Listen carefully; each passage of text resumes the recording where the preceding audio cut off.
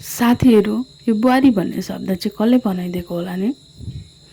जब त्यही बुहारी छोरी हुँदाखेरि सबै सर्वगुण सम्पन्न देख्थे मान्छेले, र त्यही छोरी चाहिँ बुहारी हुँदाखेरि केही नजान्ने ढङ्ग नभएको हुन्छन्। अब त्यही पनि के गर्नु, मन दुखाएर भएको छैन होइन। बुहारी भइसकेपछि त अब घरको काम फेरि सुरु गर्नै पर्यो। र यता जमरा हेर्न गएको थिएँ, यतिको भइसकेको रहेछ। अरू काम सकिसकेपछि नुहाइ गरिसकेर चाहिँ म यता फेरि चामल केलाउनु थालेँ हो।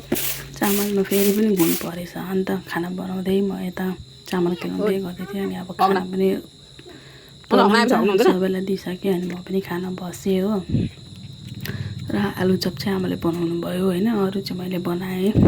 हिजो पार्सल आएको थियो साडी, यो जिम्मीचुको साडी भनेर अर्डर गरेको। जिम्मीचु नै थियो, तर त्यसको त्यो बिट हुन्छ नि, हौ त्यो काटेको छ क्या एकदमै। अनि धागो निस्क्यो। अनि त्यस्तो साडी कसरी राख्ने, 780 रुपिसको। अनि त्यही भएर चाहिँ रिटर्न गरेको मैले चाहिँ।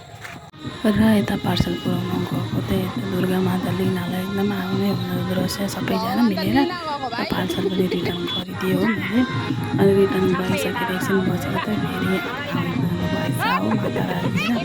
हेर्नु सक्नुहुन्छ एकदम धुमधामसँगले ल्याउनु हुँदो रहेछ। म बिहा भएर आएदेखिको चाहिँ अब फर्स्ट टाइम देखेँ हो।